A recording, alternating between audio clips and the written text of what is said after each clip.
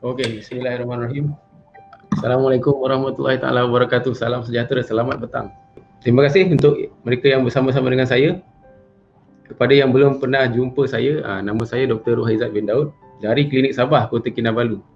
Kepakaran saya ialah membantu kaum lelaki dewasa dan kanak-kanak untuk bersunat dengan selesa, cepat dan selamat bagi mendapatkan burung yang sihat, bersih dan menjadi idaman wanita. Saya juga adalah doktor perubatan keluarga yang membantu pasangan yang masih lagi belum mendapat anak untuk membuat pemeriksaan awal kesuburan sebelum saya rujuk mereka untuk berjumpa dengan doktor pakar kesuburan di hospital swasta ataupun hospital kerajaan. Jadi alhamdulillah anda bersama-sama lagi dengan saya pada petang ni. Cuba komen dulu sikit, tengok siapa yang dah ada dekat dalam ni, tolong komen, boleh dengar dengan jelas ke tidak, boleh nampak saya dengan jelas ke tidak. Saya nampak dekat sini Isha Americano. Waalaikumsalam. Selamat petang. Tolong like, tolong love, tolong share, tolong tag kawan-kawan. Saya tekan love dekat situ banyak-banyak supaya semua orang boleh nampak.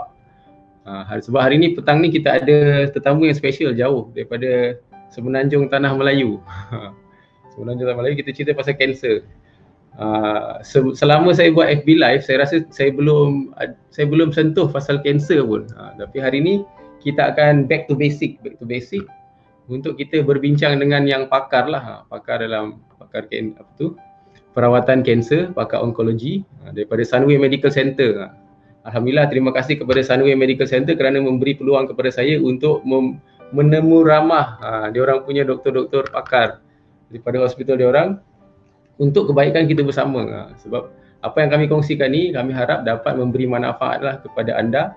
Mungkin anda dapat implement, anda ada informasi, ada kita cakap ilmu yang lebih sikit, basic ilmu lebih sikit tentang kesihatan yang mana mungkin anda boleh kongsi dengan kawan-kawan dan boleh implement pada anda punya hari-hari yang mendatang. Saya nampak dekat sini Siti Afida, Waalaikumsalam. Patty Jack, jelas jelas. Okey, Isha, Inio Felicia, selamat petang. Okey. Jadi tanpa melengahkan masa, kita akan jemput Dr. Aqilah daripada Sunway Medical Center untuk masuk ke dalam bersama-sama dengan kita petang ni, dan kita akan berdengarlah dia punya perkongsian mengenai kanser, bagaimana ia boleh berlaku, di basic ni. Okey, saya cuba gini, okey. Dah boleh dah. Boleh dah kan? Okey. Boleh dah. Okey, hai. Saya Aqilah. Okey, perkenalkan diri dok sebelum kita teruskan dengan tajuk. Cuba doktor perkenalkan diri. So saya Dr. Aqilah Osman, saya kerja di Sunway Medical Center. So saya pakar onkologi lah, atau lebih senang kalau orang tahu pakar kanser lah. So saya rawat kanser. Jadi orang kalau cakap onkologi tu biasa tak tahu tu bahagian bidang apa. So onkologi tu kan kanser lah ya. Berapa lama dah dok onkologis praktis? Oh, saya sebenarnya dekat Malaysia since December je tahun lepas 2019. Sebelum tu saya dekat United Kingdom. So baru baliklah ke Malaysia ni. Oh, so back for good lah ni maksudnya? Back for good. Alhamdulillah. So okeylah. Jadi dok, hari ni kita nak bincang pasal kanser, bagaimana ia boleh berlaku secara umumnya lah kan. Kita nak discuss kepada kita punya pendengar, mereka-mereka yang yalah mungkin baru first time dengar onkologi tu benda. Cuba doktor start dia punya ceramah. Ceramah tak adalah ceramah. Kita hari ni informal je lah ya. Sebab ya, memang informal. Jangan risau, informal je ni. So biasanya kalau kanser ni biasa orang kan kanser tu apa? Okey, kita start dengan apa tu kanser. So kanser dalam setiap badan manusia tu kan ada sel-sel. So sel-sel, tisu-tisu badan-badan tu lah. Jadi bila orang tanya kanser ni sebenarnya datang dari mana? Kita cakap sebenarnya from the start kita tahu dalam badan kita ada sel-sel yang hidup, sel-sel lepas tu dia mati. Ini macam cycle lah. Okey, memang sel-sel tu akan sel baru, dia jadi besar, lepas tu dia tumbuh, lepas tu dia jadi tua, lepas tu dia mati. So ini memang normal. And then selalu ada dalam badan kita sel-sel yang tak normal. So biasanya badan kita kalau dia tahu sel tu tak normal, dia boleh repair sendiri. So dia macam ada repair mechanism lah. Dan kalau benda-benda yang tak betul, tak normal tu dia boleh repair sendiri ataupun dia buang sendiri, dia expel sendiri dari badan. Masalah kanser ni berlaku bila dia jadi sel-sel yang tak normal ni, tiba-tiba badan tak boleh, sama ada tak boleh nak recognize, dia tak boleh kenal sel-sel yang tak normal ni, ataupun walaupun dia kenal, dia tak boleh nak repair. Jadi dia jadi benda-benda ni dia jadi makin lama makin besar. Bila dia makin besar dia merebak kat tempat lain, dia tak boleh kena kontrol. So itu baru dipanggil kanser. So kanser ni dia ada kebolehan nak pergi ke tempat-tempat lain lah. Dia boleh kacau sel dekat tepi, dia boleh masuk darah, dia boleh spread kat tempat lain. So macam-macam lah kanser ni. Tapi sebenarnya proses yang normal tak normal ni memang berlaku dekat semua orang. Semua orang ada proses normal tak normal, sel normal tak normal ni. Tapi badan selalunya automatik dia boleh expel. So bila kanser ni dia maksudnya badan tak boleh expel, tak boleh repair sendiri. Okey. Kalau katakan sebab ada setengah lah, saya tak tahu lah. Ini dia orang lain yang bagi tahu. Kanser ni selalunya berlaku kepada orang yang dah berumur je. Budak-budak ni selalunya tak ada kanser. Jadi apa yang pendapat doktor? So kanser memang dia, so kalau orang yang berumur ni tu memang satu faktor lah, risiko yang paling besar untuk dapat kanser. Sebab kalau kita bayar, kalau kita beli handphone pun kan, kalau handphone baru pun okey je, boleh jalan, boleh pakai, boleh guna. Tapi kalau handphone tu makin lama, dah kita guna 2-3 tahun, dia dah ada problem sikit kan, dah tak boleh nak repair. Dia dah lama tu something like that lah. So kalau kita buat analogy macam tu, so orang yang dah tua ni susah sikit dia nak repair badan dia. Tu sebab kanser lebih banyak kita nampak dekat orang yang berumur. Tapi kanser ni sebenarnya boleh berlaku dekat semua orang. And then mana-mana dekat dalam bahagian badan ni pun, sebab dalam bahagian badan ni dari top to bottom tu ada sel. So kanser boleh berlaku dekat mana-mana bahagian pada umur bila-bila sahaja. So banyak je ada kanak-kanak yang tak ada risiko, tak ada apa, tiba-tiba ada kanser. So ada setengah jenis kanser, ikutlah jenis kanser type mana. Ada tu dia memang lebih cenderung kepada kanak-kanak, ada tu lebih cenderung kepada orang dewasa. And ada yang cenderung pada orang dewasa tu pun dia ada ikut peringkat umur. So dia lain-lain lah. And then tengok juga pada tahap kanser tu, jenis kanser tu, and then faktor risiko. So memang tak boleh nak cakap orang berumur je ada kanser. Sebab sekarang sebenarnya semua orang pun memang boleh ada kanser at any time. At any time lah. Okay, kalau macam tu kan, untuk mengenal pastilah, let's say lah kan, apakah dia punya gejala yang paling, yang secara umum, apakah gejala yang selalunya mereka yang ada kanser ni boleh datang dan komplain? Sebab kadang-kadang ada kebanyakan yang orang yang saya jumpa lah, especially dia orang datang dah lewat, maksudnya dah lewat. Jadi secara umumnya apa macam ciri-ciri ataupun tanda-tanda yang mungkin dia ada kanser dan kita kena check lebih awal. So sebenarnya kanser ni tak semestinya ada gejala. Okay. So bila dia kecil, memang tak ada, macam katalah kanser payudara, bila dia kecil before 2 cm, so usually kalau ada kanser dekat payudara, dia kena dalam 1.5 cm to 2 cm baru boleh rasa dalam payudara. So kalau kanser tu dah ada sebelum tu, kurang dari 1.5 cm, dia tak ada gejala. So tak boleh rasa apa-apa kalau dia periksa payudara dia. So time ni baru kita rasa ujian saringan or screening memang important. So ujian saringan tu dia pick up kanser ataupun perubahan sebelum dia jadi kanser awal. So kiranya orang tu memang sihat, tak ada gejala. So itu sebabnya ada ujian-ujian saringan macam ni. So macam kanser payudara, kanser pangkal rahim, cervical cancer, kanser kolorektal. So benda-benda ni ujian saringan memang orang kata kena buat lah. Okay, so disebabkan memang kalau kita nak pick up early, kalau kita nak cari kanser tu early, masa sebelum ada gejala, tu tanda-tanda bila boleh dah nampak kanser, atau sebelum dia bertukar menjadi kanser, kita dah boleh buang terus, operation terus, tu boleh rawat. So senang. Ini memang kanser yang orang kata tahap awal. Okay, tahap awal, so dia bila kita rawat tu dia buat timbul. Yang biasa kita nampak bila orang dah ada gejala. So bila dia dah ada gejala, sebenarnya tu dia biasanya tak awal lah. Dah lewat lah tu maksud dia. Okay. So tak semestinya lah, tapi kita tengok kalau macam di payudara tu kita boleh nampak, boleh rasa macam benjolan, kalau ada swelling sikit, dekat bawah ketiak tu kalau ada sikit, kalau dekat mana-mana ada benjolan tu maksudnya dah ada boleh rasa. Bila dia dah boleh rasa, dia sebenarnya tak adalah seawal mana. Okay. So kalau ada benjolan yang lebih 4 minggu pun tak pergi, yang tu memang kena check lah ya. Ada juga orang yang tak rasa apa, dia rasa macam letih. Okay, dah lama dia letih, tak ada sebab 4 minggu, dah lebih 4 minggu dia letih ataupun berat badan dia tak pasal-pasal, dah kurang, kalau tiba-tiba ada rasa macam demam-demam, tu biasanya orang biasa-biasa memang ada sakit sikit-sikit kan, tak semestinya kanser. Tapi bila dah sampai 4 minggu, lebih dari 4 minggu, masa tu kena ada light bulb moment lah.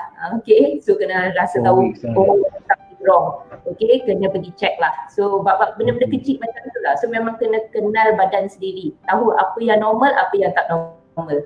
Biasa orang tunggu sampai kalau ada keluar darah kat mana-mana, time tu baru panik, time tu baru pergi jumpa doktor.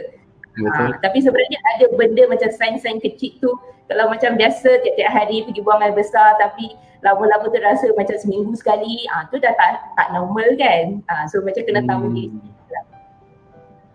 So Dr. Akila, you handle hampir, kalau onkologi you punya apa kes yang selalu you tengok di klinik you, yang kes cancer? Top to bottom ya. Oh, top to bottom semualah you tengok. Sebab kita tengok cancer ni kan cakap top to bottom. So top to bottom ni mana-mana adalah, tapi kebanyakan kalau kita tahu dekat Malaysia yang paling common kita dapat kanser payudara, so breast cancer, colorectal cancer, okay, and male prostate cancer, okay. Tapi ada juga orang-orang yang macam biasalah, ada yang kanser-kanser yang orang kata rare sikit tu, tapi ada juga. So macam sarkoma, nasopharyngeal cancer, so kanser dalam hidung, okay. So macam-macam jenis kanser lah, dekat mana-mana pun ada sebenarnya. Tapi paling common macam dekat Malaysia, breast dengan colorectal lah yang selalu kita dengar lah. Kalau kita baca macam surat khabar ke semua, okay, kanser payudara, kanser colorectal, lung cancer. Tapi sebenarnya banyak lagi jenis kanser. Untuk yang breast cancer selalunya kalau macam dah pergi ke onkologi, maksudnya dia sudah buat apa tu? Dia dah buat operation, dia dah buat radiologi, maksudnya begitu. Dan baru pergi tempat you ke atau macam mana? Tak semestinya. So breast cancer treatment ni dia banyak, okay. So macam kalau orang zaman dulu, kalau dia ada breast cancer, terus dia buat mastectomy. So mastectomy ialah removal of the whole breast, okay.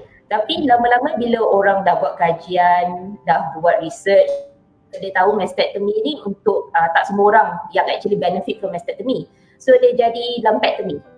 So lumpectomy ni maksudnya dia remove bahagian benjolan tu je. Tapi obviously benjolan ni kena kecil lah.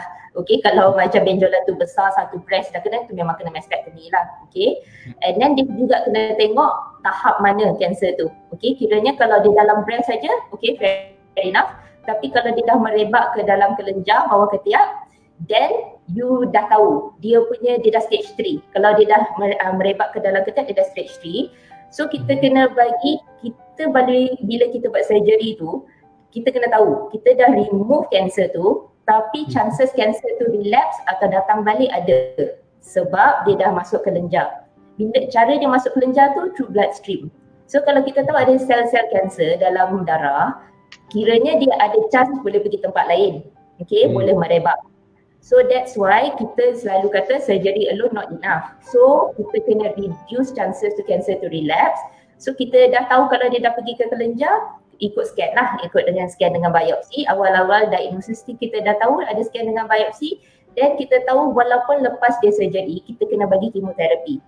Okay, so kemoterapi tu prevent cancer tu dari relapse atau datang balik. Tapi kalau kita dah tahu kita akan bagi kemoterapi, baik kita buat kemoterapi sebelum operation tu. Okay. Oh, okay. Maksudnya kita nak shrink the shrink the cancer. So shrink cancer and then we also stop the growth. Okay. So kiranya sebab you already have cancer dekat dalam bahagian underarm, so ketiak. Okay. So kalau kita bagi kemo awal, dia boleh not only shrink the cancer, dia boleh stop cancer tu untuk pergi tempat lain lagi. So kita lepas dah buat tu, and then bila kita buat surgery lepas tu, surgery tu pun apa kita dapat clear margin. Clear margin tu maksudnya kalau kita buat cancer operation, kita bukan saja remove cancer lung tu, kita nak make sure semua tu keluar. So biasanya kalau kadang-kadang kalau kita buat sikit, tertinggal sikit, tak bagus kan. Jadi kita kena buat semua sekali. Tapi so cancer kalau kita bagi kemoterapi, benda ni bila buat surgery semua boleh keluar sekali. Okay. So benda ni kena dia ada apa orang kata forward planning. So bukan semua kena surgery, so setengah tu kita dah tahu kena buat kemoterapi after, baik kita buat kemoterapi before. So lepas kita dah buat, kita start dengan kemoterapi dulu, baru kita buat surgery. Okay, tapi kalau ada kanser yang memang awal tak perlu kemoterapi. So surgery saja dah cukup, ataupun surgery campur radioterapi, ataupun surgery campur hormonal treatment. So banyaklah jenis-jenis treatment untuk breast cancer. Okey, sekejap. Untuk mereka yang baru join, saya dengan Dr. Aqila baru je discuss pasal treatment, salah satu cara-cara merawat breast cancer lah, breast cancer. Sebab kemarin saya punya staff Livia ada tunjukkan cara macam mana nak screening self breast examination kemarin. So besok kita ada buat open day clinic untuk buat free breast screening lah, breast cancer screening. So tadi saya dengan Dr. Aqila ada cerita pasal treatment, rawatan, macam mana kalau sekiranya anda didiagnose dapat breast cancer. Jadi kalau sekiranya anda ada soalan untuk Dr. Aqila tentang kanser, tak kira lah, mungkin anda ada kenal kawan yang ada kanser ke, atau ada ibu bapa yang memang survivor, cancer survivor, atau kita takut anda takut anda ada risiko untuk kena kanser. So boleh tanyalah, tanya dia. Okey Dr. Aqila, nak tanya pasal risk factor pula. Risk factor. Selalunya kalau macam yang saya difahamkan, ada beberapa kanser yang dia cakap runs in family. Maksudnya kalau macam ibu bapa tu ada kanser, so anak dia boleh ada risiko untuk ada kanser. Boleh kita tahu ke apakah jenis kanser-kanser yang boleh runs in family ni? So kanser yang run in family, so genetik lah, apa kita bagi genetic predisposition ya. Actually rare, sangat sikit lah, tak ramai orang, less than 5% ada genetic predisposition. Tapi bila kita nak worry, bila yang ada genetik yang run in the family ni, bila kita ada ahli keluarga terdekat or immediate family yang ada cancer, dia didiagnose cancer before the age of 40. So sebelum umur 40 tahun, okay, immediate family, or dia ada macam ramai family member dia yang ada cancer. Okay, so macam pelik lah, okay, kenapa ada ramai yang ada kanser, tapi kita kena tengok juga umur family member dia yang ada kanser and dia punya faktor risiko. Katalah kalau macam ramai dalam family dia umur 70 lebih, 60 lebih atau 50 lebih pun lah ada lung cancer, tapi semuanya perokok. Jadi kita tahu ini highly unlikely, bukanlah genetik, okay. So ini sebab ada faktor risiko lain, sebab dia merokok. Okay, so kita kena tahu juga apa penyebab kanser tu atau apa jenis kanser yang lebih orang kata cenderung kepada ada genetic tendency. So genetic tendency ni biasa kalau for example kita cakap ada dia disebabkan BRCA gene, okay, BRCA gene. BRCA gene tu biasanya untuk breast cancer atau ovarian cancer. So kalau kita nampak macam siapa-siapa yang umur muda sebelum umur 40 tahun tu dah didiagnose cancer, dan kita worry, adakah dia ada BRCA gene? So kalau dia ada BRCA gene, mungkin ada kecenderungan untuk anak-anak pun dapat BRCA gene tu. Ataupun kalau kita dah tahu kita ada BRCA gene, dan kita kena tanya ahli-ahli keluarga terdekat sama ada mereka mau test ke tidak sama ada mereka ada BRCA gene tu. Sebab kalau kita dah tahu kita ada BRCA gene, dan dia ada cara-cara macam buat ujian saringan lebih awal sebelum umur yang patut kita buat ujian saringan supaya kita tahu sama ada ke tak, okay, breast cancer. Jadi kita kena buat lebih kerap and lebih awal. So macam kita tahu Angelina Jolie kan, the famous actress tu kan, so dia pun ada macam BRCA positif. So itu sebab dia buat apa orang kata prophylactic mastectomy. So prophylactic mastectomy kiranya dia remove breast dia walaupun tak ada cancer, sebab dia tak nak buat ujian saringan untuk breast cancer. So tu dia rasa okay, baik dia buat surgery terus, tak payah nak fikir. Tapi banyak option lah, tak semestinya perlu pergi ke drastik macam tu sampai terus surgery terus. So ada banyak option sebab kalau kita dah tahu. Tapi kalau ada macam kita tengok macam immediate family tu, kita kena rasa lah ada genetic tendency ke tak. Kalau rasa ada genetic tendency, buat test. Tapi kena discuss dululah sebab banyak implication jugalah test ni kalau positif. Oh okey, yalah, sebab ada banyak management dia akan jadi berbeza bila kita ada positif kan. Betul. And juga bukan sahaja management berbeza, sebab kalau kita test positif bukan individu orang saja yang ada consequences, sebab ahli keluarga terdekat dia pun ada consequences. Jadi kita rasa kalau anak pun nak test ke tak nak test, keluarga terdekat nak bagi tahu ke tak nak bagi tahu. So semua orang pun macam kalau seorang tu positif dia macam betul. So semua orang immediate family members pun akan affected jugalah with the results kan. So bukan not that simple lah. Okey. Kalau macam yang screening kan, let's say ada beberapa blood yang paling sekarang kalau kita tengok GP banyak buat, dia orang buat blood investigation lah kan, macam screening untuk cancer markers, like macam cancer markers untuk kolon, cancer markers untuk prostate, cancer markers untuk ovarian. So adakah dia membantu? Adakah dia membantu? So lain orang lain pandangan ya. So saya practical. So sebenarnya cancer marker ni sebenarnya tak spesifik. Okay. So semestinya kalau cancer marker ni raise, you ada cancer. Okay. Sebab banyak juga penyebab yang menyebabkan cancer marker ni raise. So unless you dah ada positive diagnosis cancer, in other words cancer marker ni kita boleh guna untuk monitoring. Jadi kita dah start, kita boleh tengok berkesanlah treatment ni, so you tengok cancer marker dia turun bila kita test. Tapi kalau kita buat randomly, kalau katalah siapa yang dekat tepi jalan kita suruh masuk buat cancer marker test ni, banyak je yang raise, tapi sebenarnya kalau kita scan satu badan tak ada cancer pun. Okay, so alangkah jugalah. Okay, so apa orang kata sebenarnya the validated screening test atau validated yang saringan yang memang patut kita buat sebenarnya a few aja. Okay, so breast cancer, colorectal cancer, lung cancer, cervical cancer, stick to that. Okay, so yang lain-lain untuk test ni kalau nak buat lah, tapi kalau positif kan tu kalau macam tu kena scan top to bottom. Tak jumpa apa sebab sebenarnya ini tak spesifik unless you dah ada you dah memang ada satu suspicion cancer.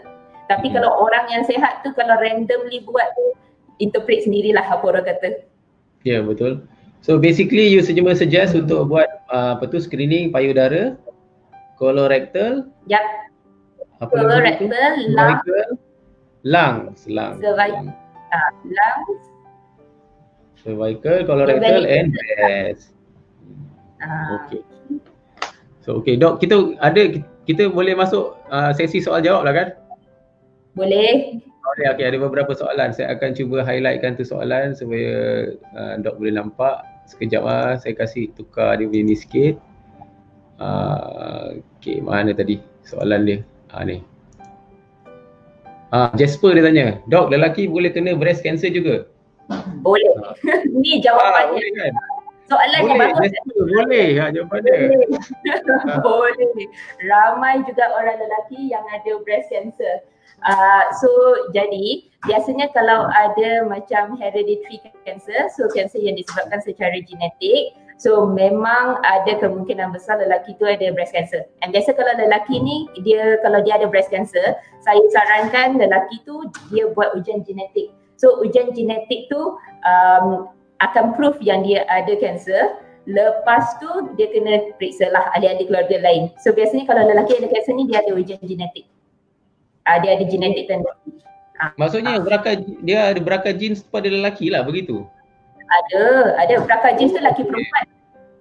Lelaki perempuan boleh ada. Okay. So and then ada juga yang bukan disebabkan genetics. Tapi memang ada. So jangan rasa kalau ada benjolan dekat payudara pada lelaki tu memang kena check juga. So biasa orang kata lelaki mana ada breast cancer kan, tapi ada. Jumlah sikit tapi ada. Ada kan? Okay. So macam self examination tu semua memang kena buat jugalah lelaki ya. Okay, soalan kedua. Yang ini Dorothy. Dia tanya, alamak, yang ni technical sikit Dok, kalau ada genotype 52 dan 68 high risk cancer, doktor suruh makan antibiotik for 1 week saja, itu saja. Apa next step untuk prevent? Apa ni? Saya tak faham. Doktor boleh? Faham sebenarnya. Saya pun tak tahu genotype 52 and 68 tu apa benda. So sorry. Okay, jadi kita KIV dulu. Saya kena cari dia punya jawapan lah. Okay, soalan seterusnya Dok. Okay. Yang ini doktor nak tanya, saya ada benjolan bawah dagu. Benjolan bawah dagu. Ada banyak sebab. Sudah jumpa doktor bagi makan ubat antibiotik. Sebelum tu saya ada makan ubat tradisional untuk panaskan badan. Bolehkah panas menyebabkan benjolan di bawah dagu? So benjolan bawah dagu ni ada banyak sebab. Okay. So benjolan bawah dagu biasanya disebabkan kelenjar dekat bawah dagu. So kelenjar bawah dagu tu dia boleh benjol sama ada kalau dia ada infection ataupun dia ada stone ataupun ada kanser. Okay, tapi ada banyak sebab yang bukan kanser yang boleh menyebabkan benjolan di bawah dagu. Tak semestinya badan panas ke apa benda lah, apa-apa cuaca panas ke, cuaca sejuk ke, tak adalah. Tu memang kena periksa lah. Tapi disebabkan doktor bagi ubat antibiotik tu rasanya mungkin ada infection. So kena tengoklah infection ni, kalau benjolan tu dia persistent ataupun dia tak kurang selepas try antibiotik semua, then kena pergi jumpa doktor balik. Okay, so benjolan ni biasanya benda-benda kecil ni biasanya infection lah. Okay, tapi saya rasa tak ada kena mengena lah dengan panas tak panas. Okay, understood. Okay, ada soalan lain? Boleh tolong tolong share soalan, mana tahu ada soalan lain. Sebelum kita sambung, jumpa ENT. Dr. Ahmad Nordin kalau jumpa ENT. Okay, kita ada lagi satu soalan, Dok. Okay, Liati Lia dia tanya, Dok, saya cancer survivor. Maknanya kalau saya ada peluang untuk berkahwin dan beranak, anak saya berisiko untuk dapat kanser juga ke lah kan? Kanser payudara. Yang ini. Tak semestinya. Okay, so nombor satu kena tahu tu jenis kanser apa. Okay, nombor dua sama ada kanser tu jenis genetik atau tidak. Kalau kanser jenis genetik, then dia anak mungkin ada berisiko mendapat kanser.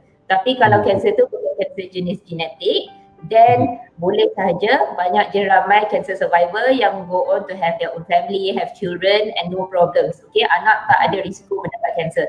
So question dia sama ada cancer tu disebabkan genetik atau tidak. Kalau cancer tu disebabkan genetik, memang ada risiko anak tu ada cancer.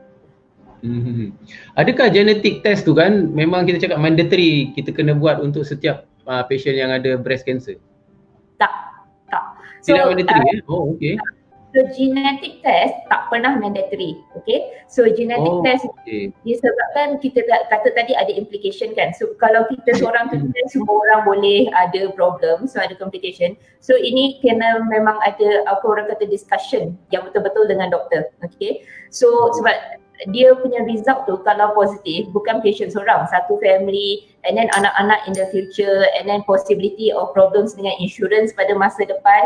So banyak implications. Okay, kerja, insurans, semua macam-macam adalah. So tak semestinya mandatory. Tapi apa yang kita sarankan ialah kalau umur before 40, I suggest dapatkan genetic test tu. Tapi tak semestinya. Tapi genetic test tu actually tolong kita lah untuk screen untuk cancer pada masa depan atau apa yang kita perlu buat in terms of treatment, sebab treatment pun kadang-kadang berbeza disebabkan genetic mutation ni.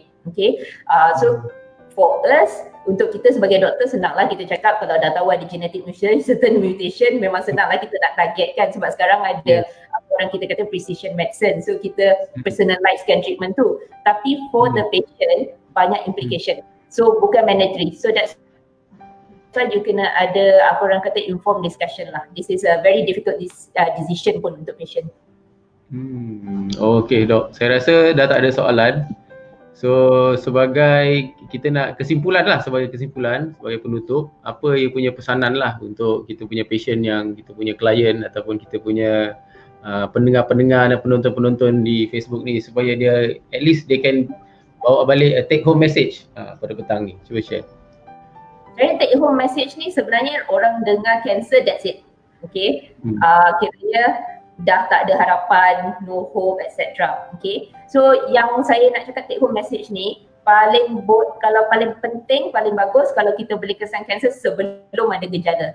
Okay, so penting kalau kita buat saringan, ujian saringan awal, in other words bila sihat, tak ada gejala dah buat. Okay, so kalau kita boleh pick up sebelum benda tu jadi kanser ataupun kanser tu masih kecil, then peratus untuk sembuh 100% memang sangat tinggi. Okay, itu nombor satu. Nombor dua, kalau dah ada benjolan, dah ada simptom pun jangan takut, pergi jumpa doktor. Get it checked out, okay. Lepas tu dapatkan rawatan. Kalau tahap 4, in other words kanser tu dah merebak ke tempat lain pun masih ada harapan. Ini bukan zaman dulu, okay. Zaman 20-30 tahun dulu orang kata kalau dah stage 4 kanser tu dah tak adalah, okay. Tak semestinya, okay. So sekarang banyak treatment and then boleh discuss dengan doktor. Sebab macam biasalah orang kalau dengar kemoterapi, teruknya, kalau ada side effect mesti muntah-muntah etc. Sekarang dah tak macam tu. So saya macam banyaklah patient datang takut bila dengar perkataan kemoterapi tu, semua dah takut, tapi lepas dah 1-2 cycle tak ada benda pun. So macam sebenarnya zaman sekarang lain lah, ubat pun lain, and tak semestinya chemotherapy. So macam ada banyak apa orang kata personalized treatment, targeted treatment. So ada je patient yang walaupun tahap 4 cancer, stage 4, dia masih ada dekat sini, masih hidup 3, 4, 5 tahun down the line. Okay. Tapi kalau langsung tak rawat, then you have no chance lah. Okay. Okay. So dok, ada satu soalan last, boleh ke? Walaupun dah 30 minit, last lah.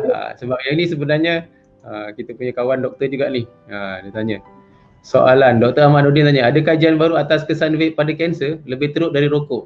Yang ini controversial lah macam tu. Controversial. So kita actually masalah dari rokok ni ialah nikotin. So vape tak ada nikotin. Okay, so the nikotin yang menyebabkan lung cancer. But cuba you bayanglah kalau paru-paru tu, so it's a bit like a filter lah. Okay, so anything yang tak sepatutnya ada dekat sana, kalau kita filter, paru-paru rosak kan. So vape walaupun dia tak ada nikotin, dia ada juga chemical. So chemical dia kena filter all this chemical tu sebab orang yang hisap vape ni dia ada high risk untuk dapat pneumonitis. So pneumonitis ni inflammation of the lungs. So kiranya paru-paru tu dia jadi ada radang lah, okay. Kalau dia recover dari masalah pneumonitis ni, okay, no problem. Tapi kalau kita balik kepada kenapa kanser ni terjadi, so badan tak boleh nak repair sel-sel yang tak normal. So kalau kita selalu hisap vape, walaupun dia tak ada nikotin, dia kena filter chemical macam-macam ni, dia paru-paru tu dia lining dia dah jadi macam ada radang, okay. Bila dia ada banyak radang, banyak inflammation, susah body nak repair. Bila dia tak boleh repair, ada juga kesan-kesan. So in the long run, you punya digestive tract, you punya respiratory tract, you punya kerongkong, paru-paru, semua-semua tu ada risk untuk dapat cancer. So not necessarily from nicotine but from vaping itself. So benda macam ni I think logic sense lah, okay. Benda yang tak sepatutnya kat sana, kalau you taruh kat sana, you sumbat kat sana, clearly something's gonna happen kan. How can it be safe? Yeah. Okay. Okay dok, thank you very much for your input. Alhamdulillah. Thanks for having me. So anything else you want to add before kita end the session? Have a good weekend. Have a good weekend to you too dok juga. Terima kasih for the session. Okay. Thank you. Okay, terima kasih untuk anda yang telah bersama-sama dengan saya pada petang ini. Terima kasih juga untuk soalan-soalan yang merangsang minda lah. Saya harap anda belajar sesuatu pada petang ini. Jadi kalau anda rasa apa yang kami kongsikan tadi dapat memberi manfaat, tolong like, tolong share, tolong tag, tolong kasih gila banyak-banyak, tolong follow dan like Klinik Sabah punya Facebook page. Thank you very much for staying with me. Bahasa Inggeris. Terima kasih untuk bersama dengan saya. InsyaAllah kita jumpa lagi minggu depan. Assalamualaikum dan salam sejahtera. Stay safe, stay home.